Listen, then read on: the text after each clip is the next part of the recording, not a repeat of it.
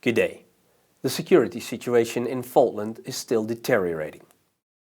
Police say organized crime is taking advantage of the terrible situation and there's an increase in weapons and drugs trafficking.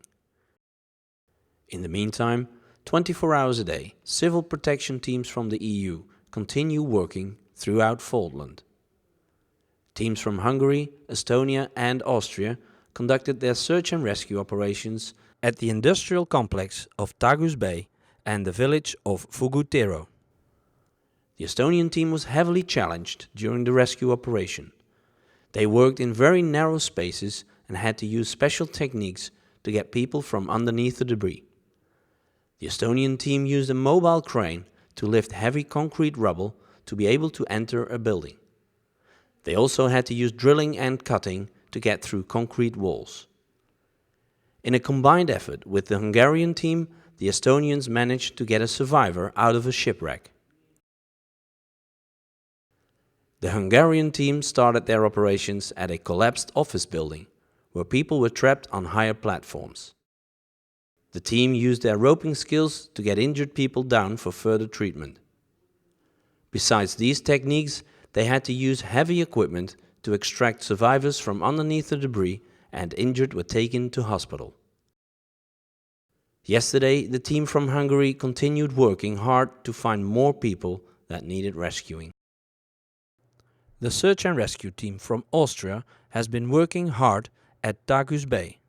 Also, this team had to use heavy equipment. Eventually, the Austrian team moved to the village of Fugutero. On arrival, they assessed the situation, searched for victims, and started with the rescue operation.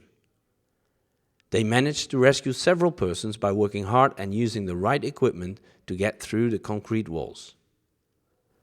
Many of the survivors were taken to the Portuguese Advanced Medical Post, based at the base of operations. The men and women of the Portuguese AMP were confronted with all kinds of injuries. The Portuguese medical specialists also supported USAR teams on site whenever needed. In one situation, they had to stabilize a wounded person and then take her to a pickup point where a helicopter was used to take the severely injured woman to a hospital. At the base of operation, the EU Civil Protection Coordination Team coordinates between authorities and the EU Civil Protection Teams, specialized in, for example, urban search and rescue, high-capacity pumping and water purification. These experts also inform the EU in Brussels on the progress of the mission in Faultland. Yesterday, the team received the Minister of Interior of Faultland and briefed her on the situation in the area of Barreiro and Fugutero. The Technical Assistant and Support Team, the so-called TAST, consists of team members from Latvia and Lithuania. They assist the coordination team technically by setting up communications and logistically by providing working areas and shelter.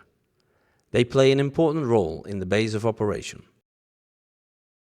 Urban search and rescue teams are using dogs to find survivors trapped underneath collapsed buildings. The dog handlers send the dogs into the rubble, and as soon as they find a person trapped, other members of the USAR team start to cut, drill and dig until they can get to the victim. Many lives have been rescued using the capacities of these search and rescue dogs. In an interview, Miroslav Lukas, team leader of the EUCPT, told us about the next phase in the relief operation in Falkland.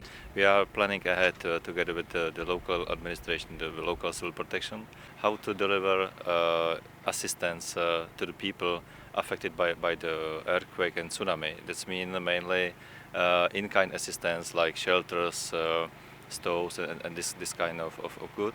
How to get this stuff into the country and how to dispatch it to the affected population.